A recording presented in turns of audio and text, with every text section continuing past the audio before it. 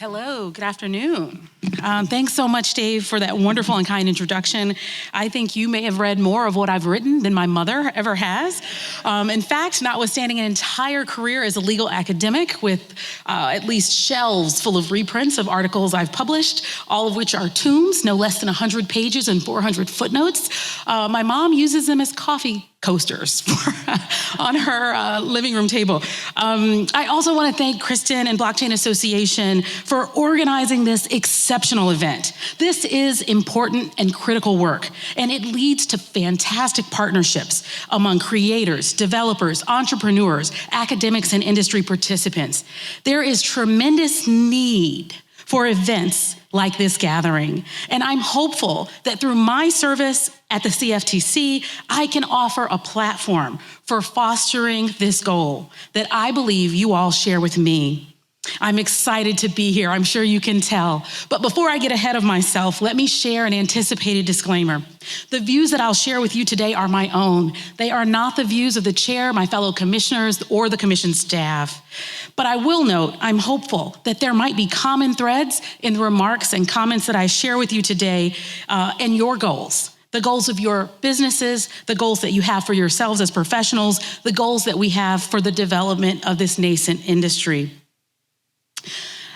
Taking a step back from the granular view of the CFTC's mission, it is important to understand the impetus and salience of market regulation.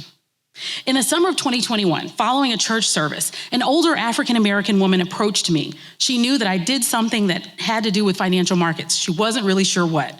In fairness to her, I hadn't quite been nominated to be a commissioner at the CFTC, so I wasn't famous yet. Following the church service in the parking lot, as is often the case in many communities, she approached me and asked for investment advice. She explained that she was interested in purchasing cryptocurrencies and wanted help choosing which cryptocurrencies she ought to consider purchasing for her investment portfolio.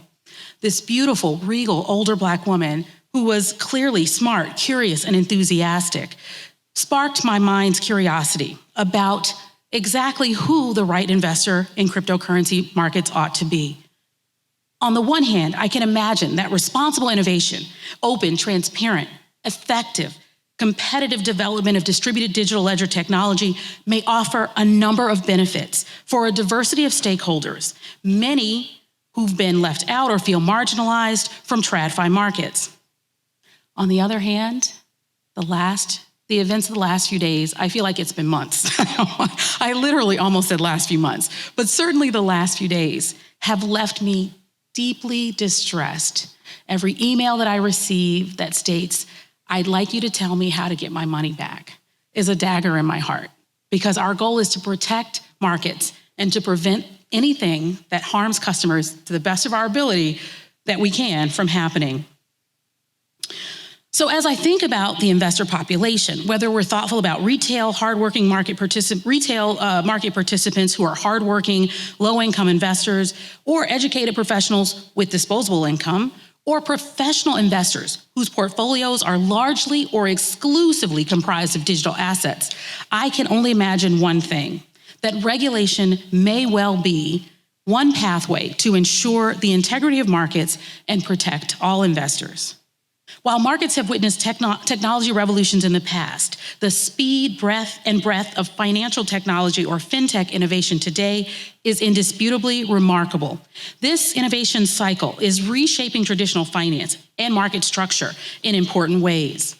Earnest investors with laudable ideas regarding how to harness this new technology to increase efficiencies, reduce costs, frictions, and endemic operational risks may face challenges to the extent that others disrupt positive momentum by exploiting regulatory gaps or failing to effectively employ the long-standing best practices and common regulations articulated in enterprise risk management theory and federal and state regulations. These practices include the adoption of internal controls and compliance systems, risk management oversight, appropriate measures to ensure governance and conflicts of interest policies, the use of circuit breakers and other market integrity controls during times of remarkable volatility or disruption. there is generally consensus that transparency and disclosure-centered practices reinforce the financial health, good governance, and long-term success of enterprises. When firms fail to observe these practices, and even more concerningly, when the actions of market participants slip beyond risk management failures and into garden variety fraud, or even more sophisticated and complex fraud, depending on the interconnectedness of the firm with other firms and its operations in markets, the threats or realization of losses may devastate customers and investors and spill over to impact price discovery and price accuracy for market assets. More importantly, this kind of misconduct can impact other firms, triggering contagion that will not only influence operations within the umbrella of that company and the many subsidiaries domestically or internationally, but also trading counterparties and other firms that operate in the same or parallel markets.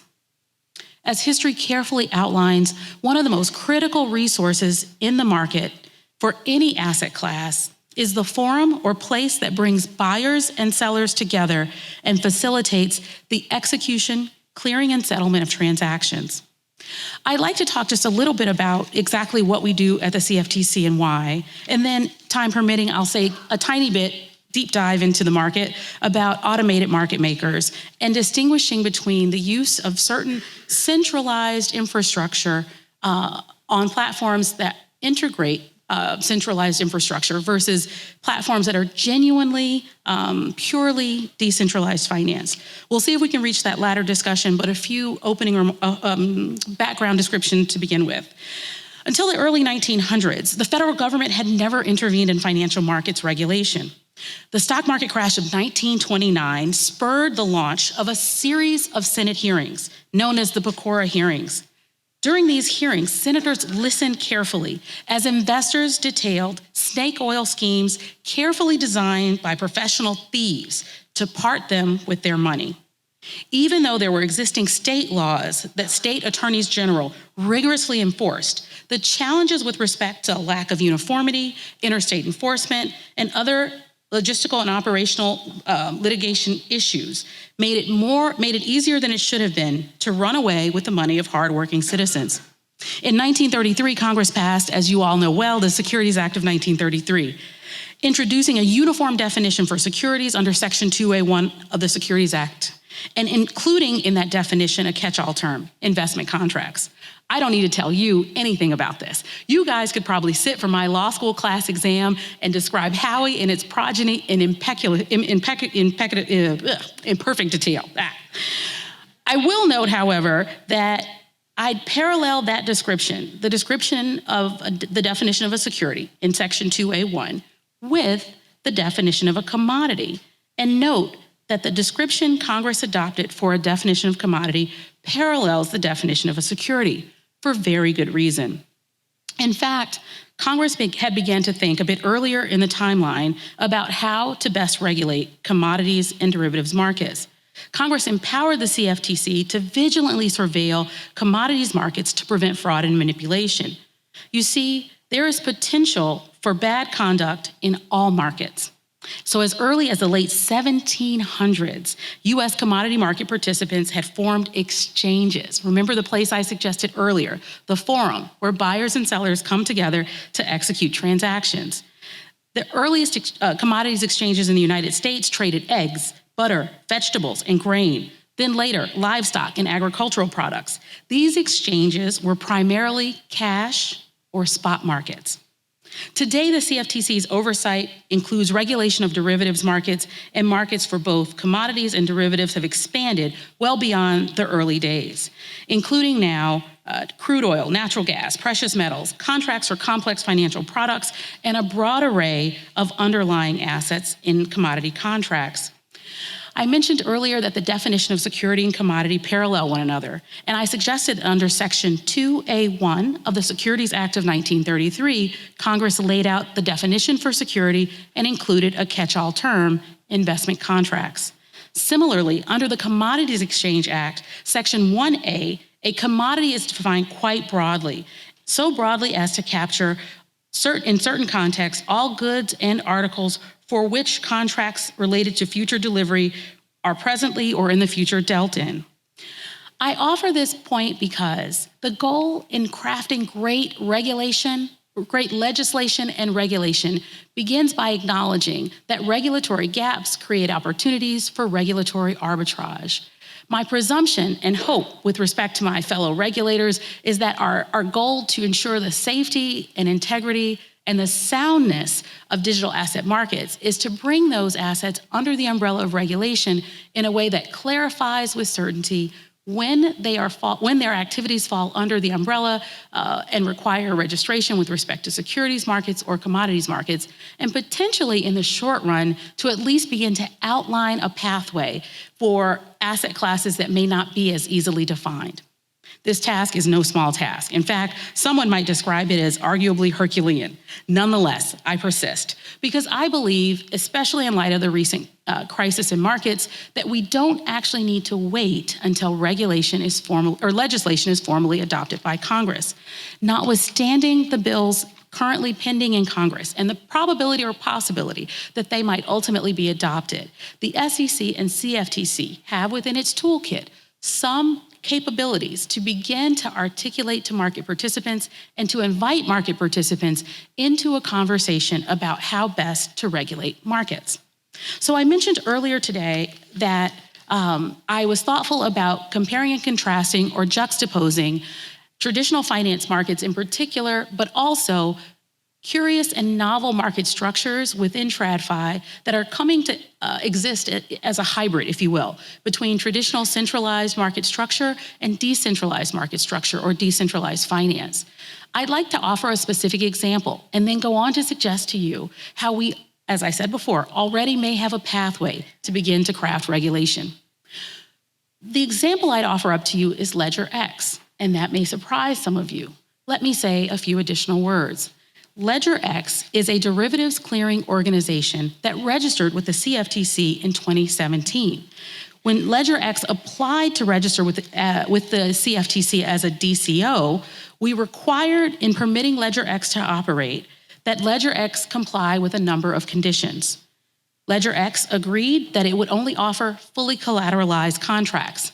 That simply means to say anyone participating in a contract on the platform would offer up to be held the total amount of any outlay or any responsibility or any obligation that it might have if the market moved against its position on the contract.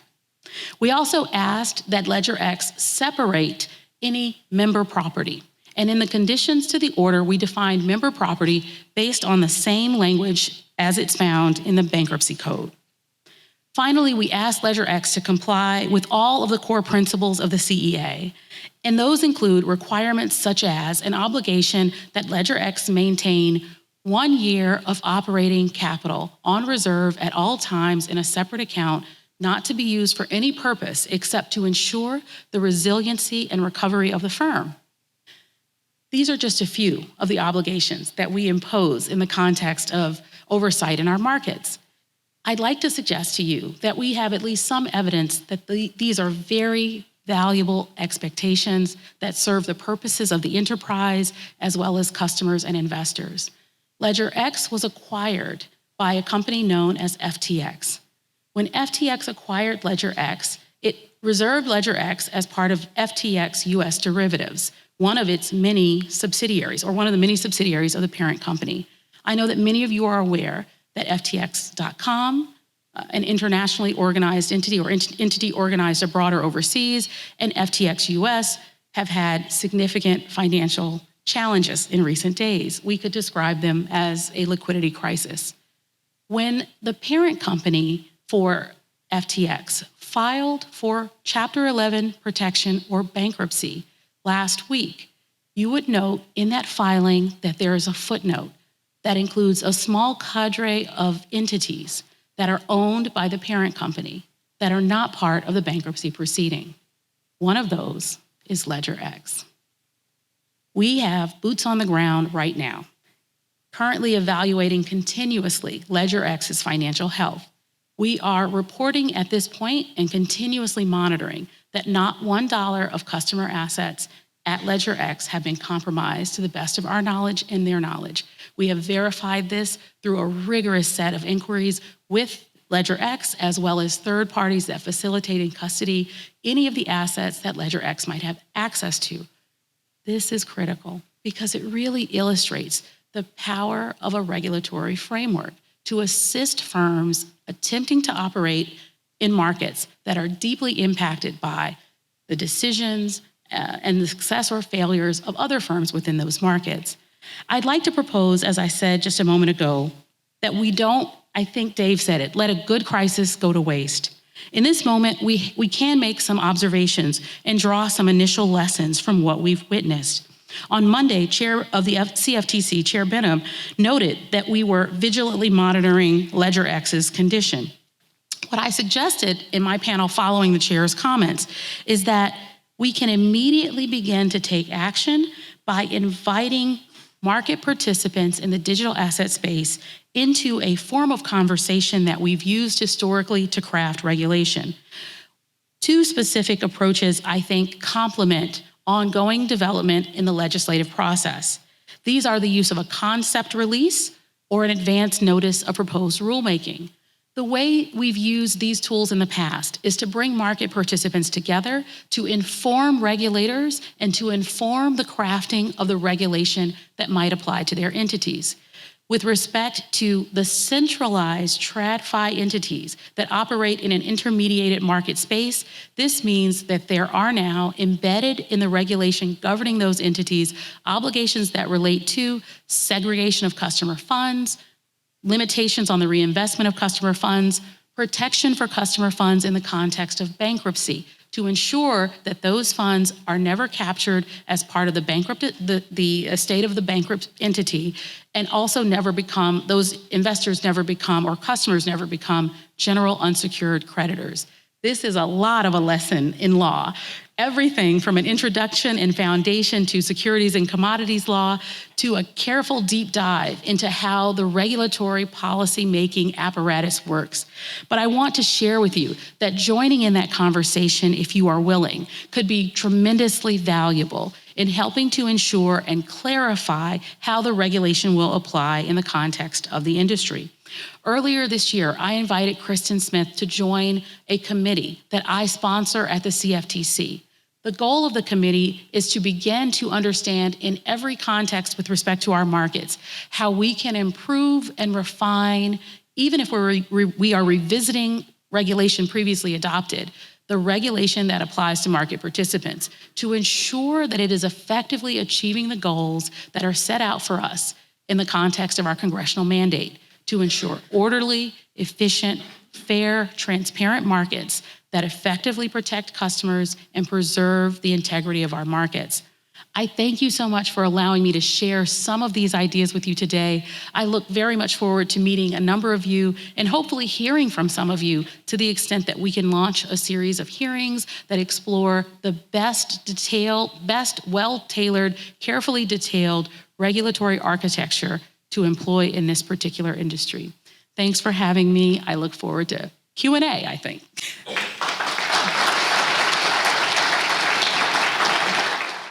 I think we have another microphone. I'm Mary Catherine Lader. I'm the Chief Operating Officer of Uniswap Labs, which...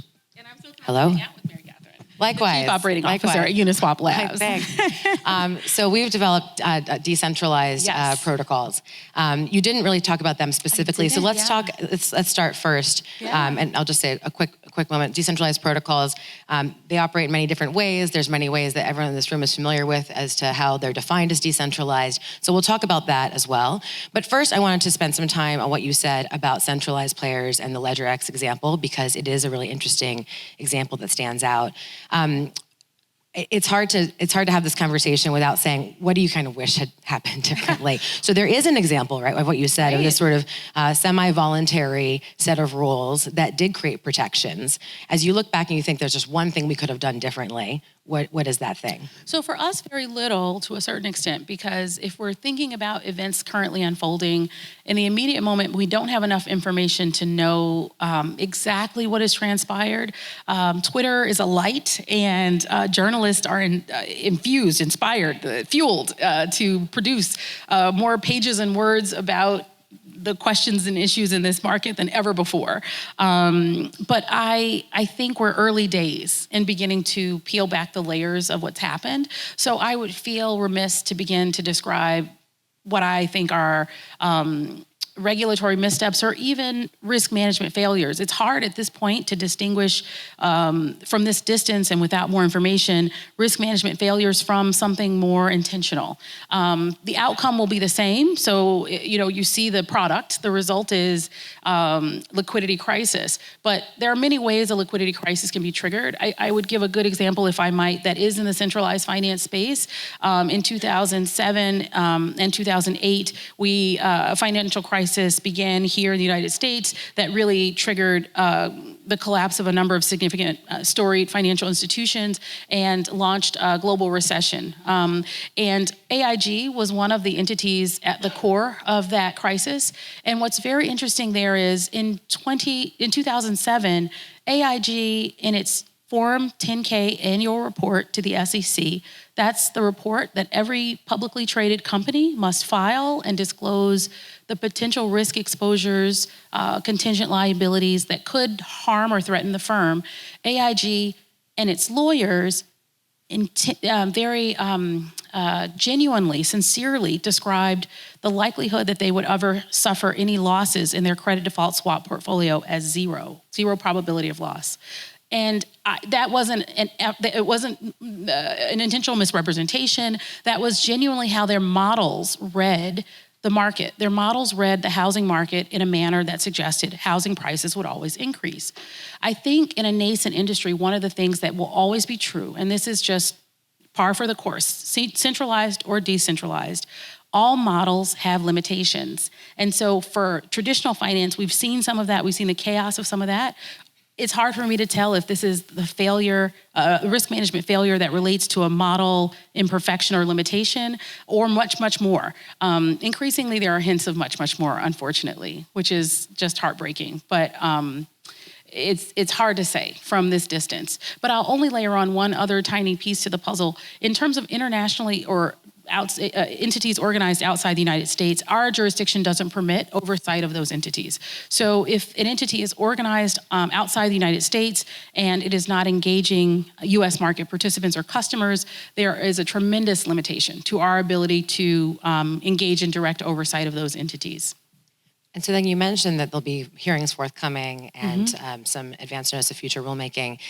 Is this an official statement now? Can you kind of clarify what you actually you sort of announcement you just made basically for centralized players in crypto? So this is my ask of the commission. I think what we have historically done when we make rules in certain markets, especially when the markets are new, is that we have invited the market participants to come to the CFTC to join us for roundtables, hearings, conversations that really are about the details of the rulemaking. So I'm going to give you a specific example that goes to decentralized finance, because I didn't do a lot of work developing the distinction or juxtaposing that with centralized finance.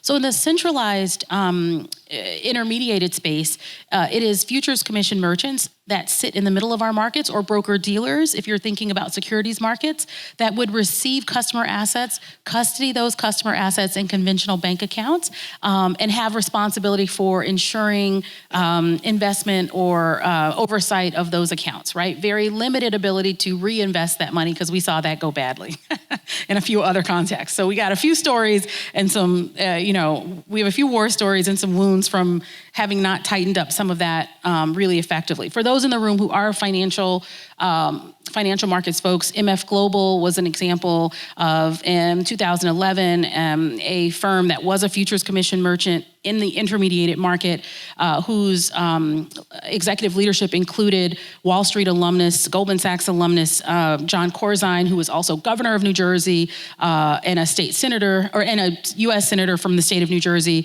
They suffered a liquidity crisis, and it was discovered that $1.6 billion of customer funds had been misappropriated. and used to essentially cover a hole in their sovereign debt portfolio.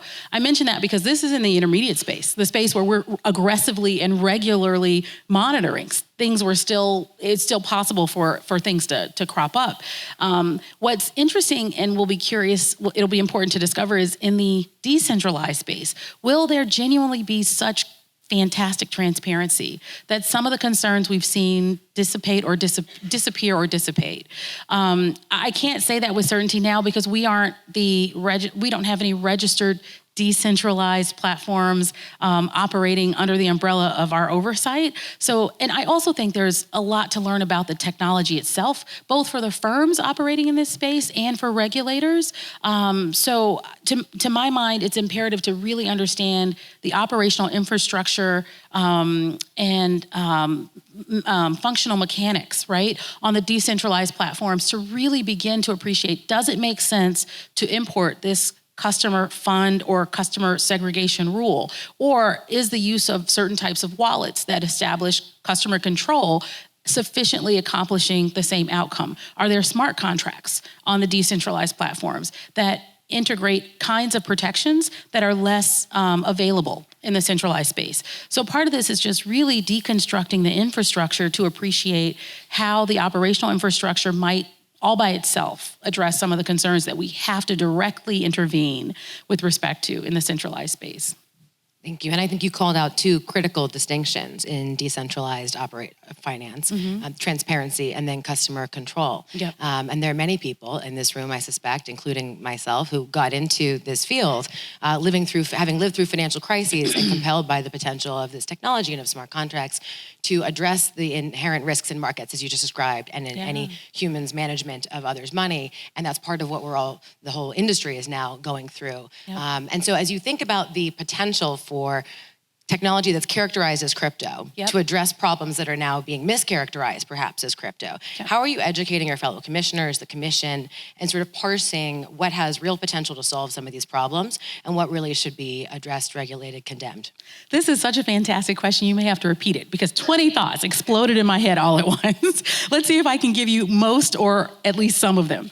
The first thought I have is essentially, in 2008, when Satoshi Nakamoto publishes this innocuously titled white paper about a peer-to-peer electronic payment exchange, who could have imagined we would be here today? Setting aside the events of the last week and a half or so, or 2 weeks, what we certainly have seen is, and even ahead of 2008, to be quite honest with you, in the context of the integration of distributed digital ledger technologies and other technologies more broadly, because there are many use cases. We're talking about cryptocurrency or digital assets, but there are many use cases for this technology, right? So one that springs to mind is the development by Safaricom in Kenya of the M-Pesa platform that really began to facilitate electronic transfers by telephone, mobile phone, among thousands, hundreds of thousands, and then ultimately millions of unbanked Kenyans who had very limited access to conventional or traditional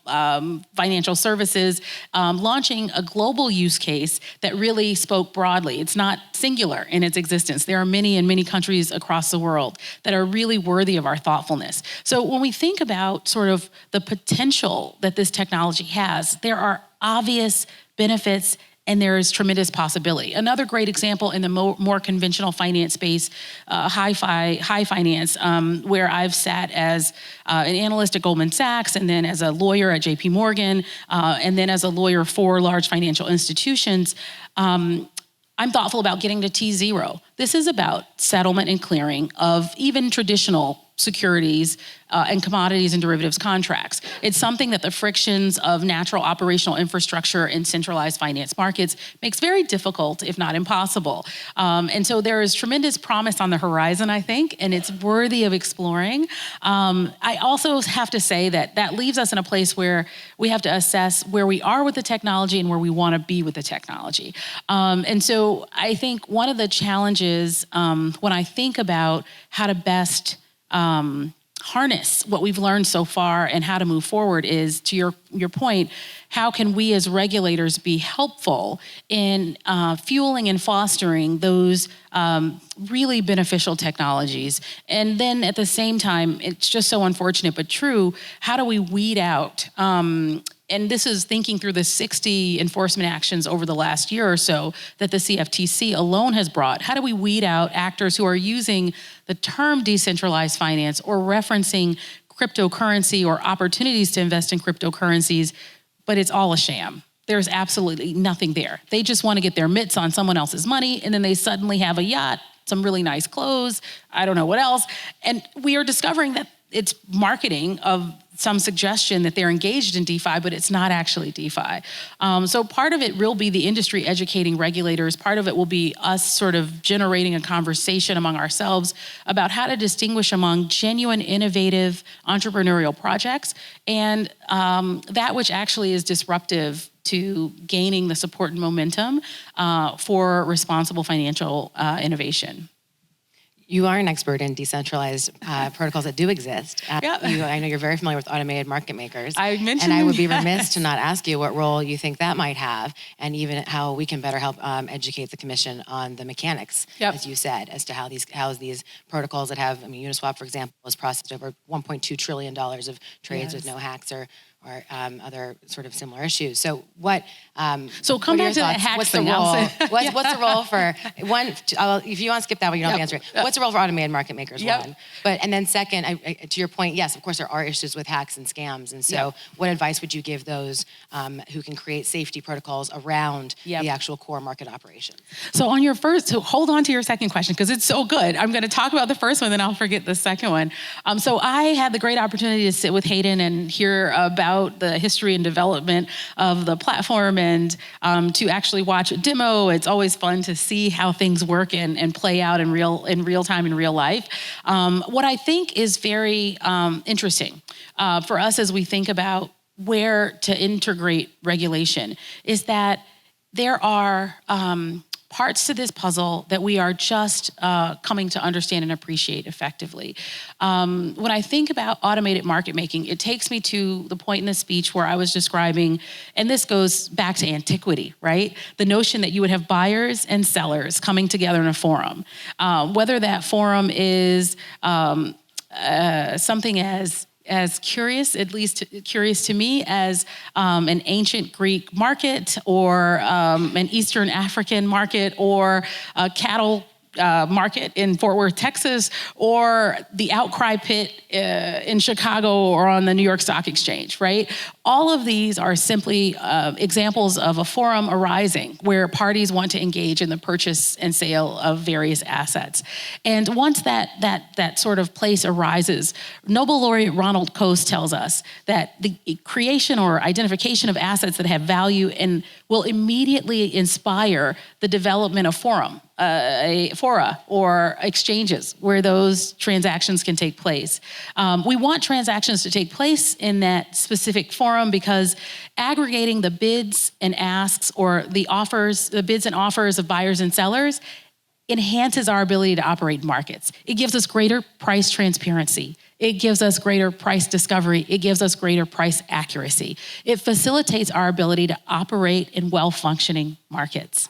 It helps to alleviate some of the challenges that arise when buyers and sellers have to negotiate one-on-one. And here you could sort of, if I had a PowerPoint presentation, I would have gone from all those examples of various exchanges to two folks in a cave negotiating, I'll give you the fur I just came up with and you'll give me the fish. I don't know, right? The idea here is those two parties negotiating one-on-one are really both struggling to know what is the true value of the thing I have, how much should I expect someone might be willing to pay for it. Automated market making in centralized markets has been a tremendously valuable tool. I think now it's emerged as a central force in decentralized markets as well. In conversations that I've had with many about decentralized platforms, one of the concerns historically, and I think there's been tremendous work to address it, is the latency that can arise in the context of trading and the probability that latency can create a delicious opportunity for those who are engaged in activities like front running or spoofing or other activities that can really be non-optimal for the average investor.